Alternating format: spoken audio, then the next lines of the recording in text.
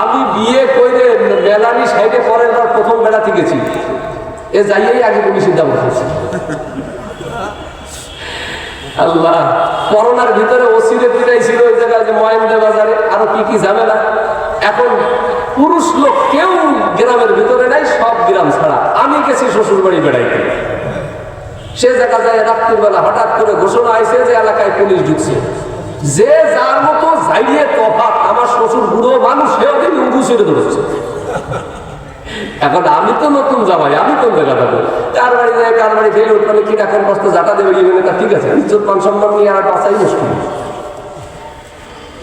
পুলিশের কথা শুনে মোটামুটি এলাকার কেউ নাই, সব যায় মেহেগুনি বাগান, পাট বাগান যা আছে ওই সমস্ত জায়গায়।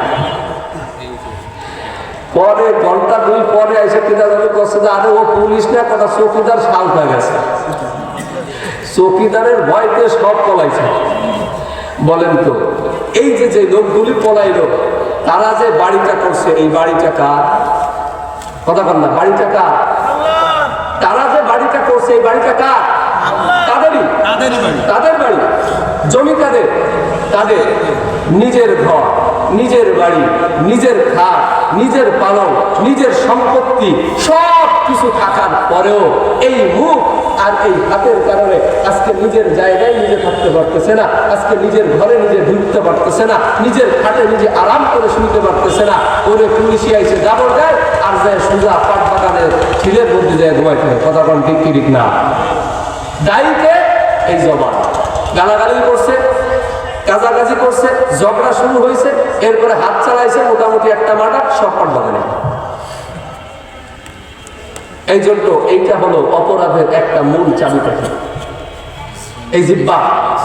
এই জন্য নবীজি বলেন, মাইয়াজমান লিমা বাইনা লিহিয়াইহি ওয়া মা রিজলাইহি আজমান লাহুল জান্নাহ। এক নম্বরে যদি তুমি তোমার জিহ্বার হেফাজতের জিম্মাদারি নিতে পারো। দুই নম্বর, পয়গম্বর আরবি সাল্লাল্লাহু আলাইহি ওয়াসাল্লাম বলেন, যদি তোমার এই দুই রানের মাঝখানে ছোট্ট একটা গোশতের টুকরা, যার নাম হলো লজ্জা স্থান, এই লজ্জা স্থানের হেফাজতের জিম্মাদারি যদি নিতে পারো, পয়গম্বর বলেন তোমার জান্নাতের জিম্মাদারি আমি নিয়ে নিলাম। একটু লক্ষ্য করে চিন্তা করেন, নবী আমার নামাজের জান্নাতের জিম্মাদারি হয় নাই, নবী আমার যাকাত দেন ওনার জান্নাতের জিম্মাদারি হন নাই, নবী আমার বড় বড় তাহাজ্জুদ গুজার ওয়ালা বান্দাদের জান্নাতের জিম্মাদারি নেন নাই, নবী আমার কোন আবেদের জান্নাতের জিম্মাদারি নেন নাই, নবী আমার কোন বড় বড় আলেমের জান্নাতে যাওয়ার জিম্মাদারি নেন নাই, নবী শহীদদের সুহাদাদের জান্নাতে যাওয়ার জিম্মাদারি নেন নাই, নবী ছোট্ট ছোট্ট দুইটা অঙ্গের হেফাজতের কারণে জান্নাতের জিম্মাদারি নিয়েছেন। অঙ্গ দুইটা একেবারেই নিছক ছোট, কিন্তু তারপরও নবী এই দুইটা অঙ্গের কারণে জান্নাতের জিম্মাদারি নিয়েছেন। কেন জানেন?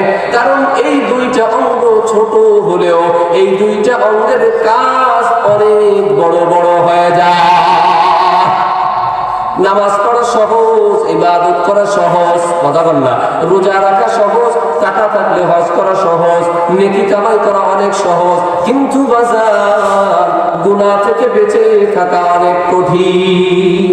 এই জন্য পয়গম্বর আরবি সাল্লাল্লাহু আলাইহি ওয়াসাল্লাম এই দুইটা অঙ্গের হেফাজতের জিম্মাদারি নিতে বলে দিয়েছেন। আর যদি জিম্মাদারিটা সঠিকভাবে পালন করতে পারি, আমার আপনার জান্নাতের জিম্মাদারি হবেন কি? কথা বল না কি? পয়গম্বর আরবি সাল্লাল্লাহু আলাইহি ওয়াসাল্লাম জিম্মাদারি নেবেন। ও যুবক ভাইরা, যুবতী মা ও বোনেরা, একটু লক্ষ্য করে শুনেন।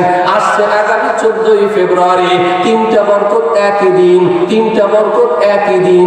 এক নাম্বার বরকত শাবান মাসের 14 তারিখ, দুই নাম্বার বরকত ভালো করে বলেন, দুই নাম্বার বরকত লাইলা কি বলে ইয়াউমুল জুমআ, শুক্রবার জুমার দিন, ফজিলতপূর্ণ দিন, বরকতপূর্ণ দিন।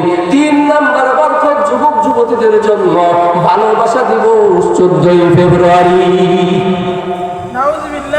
কথা বলে না, বুড়ো মানুষ পালন করবে শুক্রবারে, বুড়ো মানুষ পালন করবে লাইলাতুন নিসফি মিন শাবানের ফজিলত, শবে বরাতের ফজিলত পালন করবে বুড়ো মানুষ। মা বোনেরা পালন করে, বুড়ো মানুষরা পালন করে, কিছু ভাইয়েরা জুমার দিনের ফজিলত পালন করে। আর একটা বরকত কেন ছুটে যাবে? যুবকরা চিন্তা করতে পারে, সব ফজিলত যদি পালন না করা হয় তাহলে দেখা যায় কেমন, বুড়োরা পালন করবে একরকম ফজিলত, মা বোনেরা পালন করবে এক ধরনের ফজিলত। তিনটা ফজিলত একই দিনে হয়েছে, দুইটা ফজিলত পালন করার পরে যদি একটা ফজিলত ছুঁইতে যায় তাহলে দেখতে কেমন দেখা যায়। দুই ফজিলত মুরব্বীরা পালন করবে, এক ফজিলত যুবকরা পালন করবে।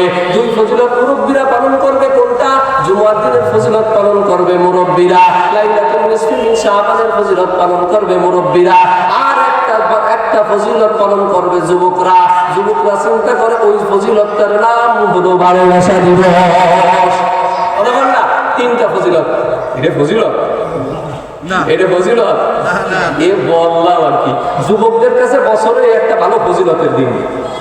ঠিক সকালবেলা উঠবে, একেবারে সকালে দাঁত ব্রাশ করার আগে গোলাপ ফুল কিনতে হবে, নিজের ভালোবাসার মানুষকে গোলাপ ফুলটা হাতে ধরাইতে হবে, গিফট দিতে হবে, উপঢৌকন দিতে হবে।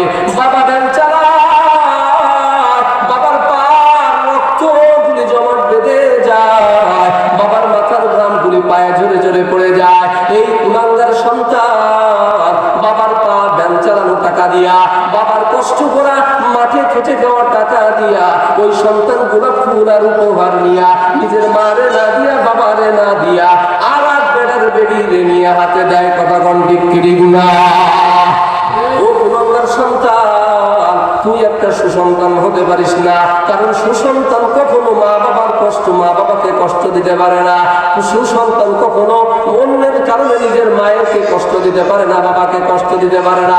14 ফেব্রুয়ারি এমন একটা দিন, এই দিনটাকে যুবকরা এমন ভাবে উদযাপন করে, নিজের পরিবারকে ভুলে যায়, নিজের আত্মীয় স্বজনকে ভুলে যায়। সর্বোপরি কথা, যেই আল্লাহ আমাকে সৃষ্টি করেছেন, যেই আল্লাহ আমাকে সব সময় দেখতেছেন, এই আল্লাহ যে দেখে, এই দেখার কথাটাও যুবকেরা ভুলে যায়। গুনাহের পরিবেশে এমন ভাবে তারা ঢুকে যায়, আস্তে আস্তে একে একে করে শুধু দেখা সাক্ষাৎ এমনটা না, বরং অনেক গুণাঙ্গার সন্তান মেয়েদের অনেক ভাবে তাদের দৈহিক সম্পর্ক হয়ে যায়। কথা বল না কেন?